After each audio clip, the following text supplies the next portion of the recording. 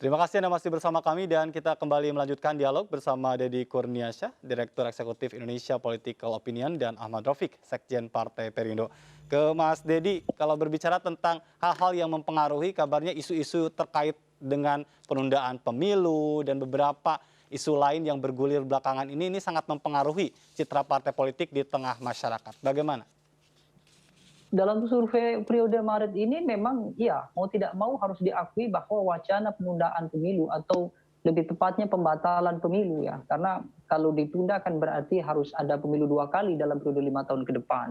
Tetapi itu signifikan mempengaruhi penurunan partai politik. Misalnya Partai Golkar yang paling banyak sekali yang paling banyak terdampak.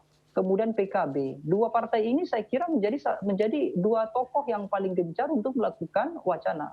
Tetapi tidak ada bukti empiris atau tidak ada sumber-sumber data yang kemudian mendekati penilaian kami bahwa ada pengaruh terhadap peningkatan partai yang lain. Artinya apa? Bahwa ketika publik merasa bahwa 1-2 parpol itu mengalami satu keputusan yang tidak berpihak pada Ya, publik, maka dia akan menurun. Tetapi peningkatan terhadap partai politik yang lain besar kemungkinan karena itu murni dari upaya-upaya partai politik itu. Ya artinya tidak khususnya yang berpindah paling. dari Golkar ke partai yang lain lah seperti itu ya? Iya, tetapi kalau terjadi kekecewaan karena kebijakan-kebijakan pemerintah, maka besar kemungkinan itu akan terjadi limpahan. Ya Baik. salah satunya misalnya ketika partai koalisi tidak bisa membantu atau tidak bisa mendukung kebijakan-kebijakan yang pro publik misalnya, maka mau tidak mau akan terjadi pelimpahan. Tetapi kalau sifatnya adalah keputusan-keputusan elit politik, maka itu hanya akan terjadi penurunan tanpa Baik. tanpa ada limpahan kepada partai politik yang lain. Saya rasa Baik, Mas itu. Deddy, saya penasaran juga ini berkaitan dengan Perindo ya. Tadi sudah disampaikan, tapi kenapa ya hanya satu partai non parlemen yang menonjol begitu? Ya, sebetulnya kalau dikatakan Perindo ini menonjol tidak juga. Kenapa? Karena terjadi perubahan itu sejak tahun lalu. Artinya Perindo sudah mengalami tren peningkatan sudah secara signifikan ya tidak hanya baru di bulan Maret ini karena Ya. ada persoalan wacana Tapi kan penundaan. ada juga Tetapi partai non parlemen lain. nah ini yang jadi masalah.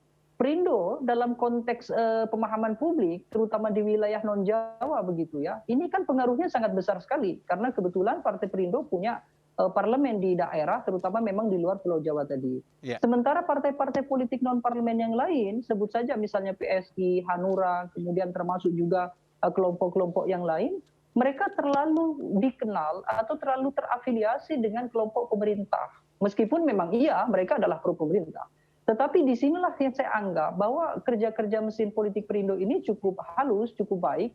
Meskipun mereka secara tidak langsung mendukung pemerintah, tapi dalam program-program mereka lebih terlihat mandiri. Oke. Misalnya tadi yang disampaikan oleh Kanda Ahmad Rafiq misalnya, bagaimana kemudian Perindo hadir, terutama Oke. memotret kelompok pemilih dari kalangan petani dan nelayan. Ini saya kira pilihan konstituen yang cukup cerdas. Baik. Kenapa? Karena kelompok mereka terbatas, tetapi jumlahnya cukup signifikan. Sehingga ketika berhasil menggait kelompok ini, mau tidak mau peningkatan itu bisa dalam konteks yang lebih stabil Baik. dibandingkan dengan mengejar kelompok-kelompok, mohon maaf, misalnya PSI. PSI mengejar kelompok-kelompok milenial yang belum tentu mereka akan berangkat ke TPS Baik. dan belum tentu stabil dalam konteks loyalitas kepada parpol begitu. Iya, saya ingin ke Mas Ahmad Rafiq dalam Ya, konteks mengolah isu-isu yang memang menjadi sorotan publik. Posisi Perindo sendiri seperti apa? ya, satu sisi kan Partai Perindo ini dilahirkan dalam konteks tujuan yang memang eh, kita ingin membuat bangsa ini ke depan jauh lebih sejahtera. Maka dalam konteks ini kita juga ingin fokus dalam rangka mengawal seluruh program yang dimiliki oleh partai. Ketika ada isu yang sekiranya itu lebih merusak dalam konsolidasi demokrasi, maka sikap Partai Perindo juga secepat kilat untuk melakukan sebuah opini yang itu sifatnya lebih pada menyampaikan pada sikap partai. Misalkan dalam konteks penundaan Ya. pemilu atau perpanjangan masa presiden misalkan. Perindo juga sangat tegas karena ini juga terkait dengan sebuah konstitusi dan cita-cita reformasi.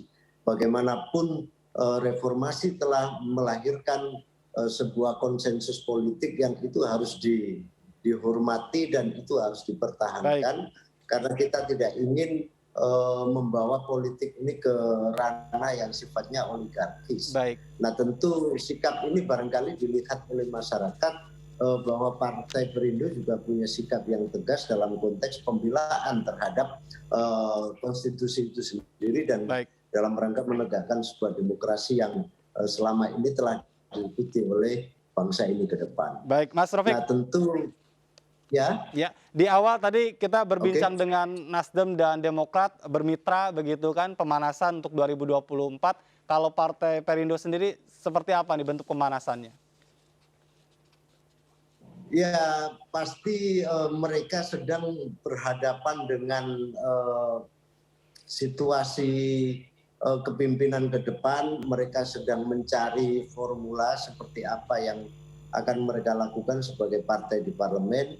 Karena itu juga tidak gampang buat mereka, tidak ada satu partai pun yang bisa mengusung dirinya sendiri di dalam pilpres ke depan, hanya PDIP. Maka partai-partai yang menengah ke bawah itu juga akan melakukan sebuah proses konsolidasi politik di dalam merajut sebuah komunikasi yang enak, yang elegan, agar 2024 mereka mendapatkan bisa mengatur formula yang jauh lebih baik. Posisi Perindo sendiri seperti apa? Ini Partai Perindo juga tidak ketinggalan. Partai Perindo juga menginisiasi sebuah koalisi rakyat yang non-PT, partai-partai non-PT untuk dikonsolidasi. Kalau itu dikonsolidasikan kan ada 13,5 juta suara. Itu suara yang sah, itu suara rakyat tetapi tidak diakui di parlemen. Nah, tetapi ini kan besar juga harus dikonsolidasi. Kami ingin bersama-sama dengan partai non-PT untuk menguatkan diri agar di dalam proses penentuan kepemimpinan ke depan, Partai Perindo juga bersama dengan partai-partai yang lain bisa mengusung sebuah kepemimpinan alternatif, sebuah kepemimpinan yang penuh dengan kemandirian, kepemimpinan yang diinginkan oleh rakyat. Dan kami juga dalam rangka mewujudkan itu telah berupaya untuk maju ke MK misalkan, melakukan judicial review agar PT ini menjadi 0%. Kami meyakini bahwa partai-partai non-PT ini harus mempunyai peluang yang sangat besar di 2024 untuk menentukan para calon-calon presiden atau calon wakil presiden melalui sebuah konstitusi, baik yang ingin kami ajukan melalui judicial review atau yang sudah ada. Baik, terakhir saya ke Mas Dedi singkat saja. Ini berkaitan dengan tema kita pemanasan menuju pemilu 2024. Apa yang sebetulnya diharapkan publik dari partai politik? Singkat, Mas Dedi. Ya, tentu saya kira ada menyampaikan komitmen, yaitu bagaimana kemajuan ke depan terutama yang berdampak pada publik. Perindo saya kira sudah cukup baik. Kenapa? Karena program-programnya semuanya hampir rata-rata berdampak langsung kepada kelompok pemilih yang sudah disasar. Terutama adalah yang saya sampaikan tadi, kelompok petani, kemudian kelompok nelayan. Kelompok ini cukup besar, kalau itu berhasil digerakkan, saya kira bukan persoalan sulit untuk mendapatkan kursi di parlemen di 2024.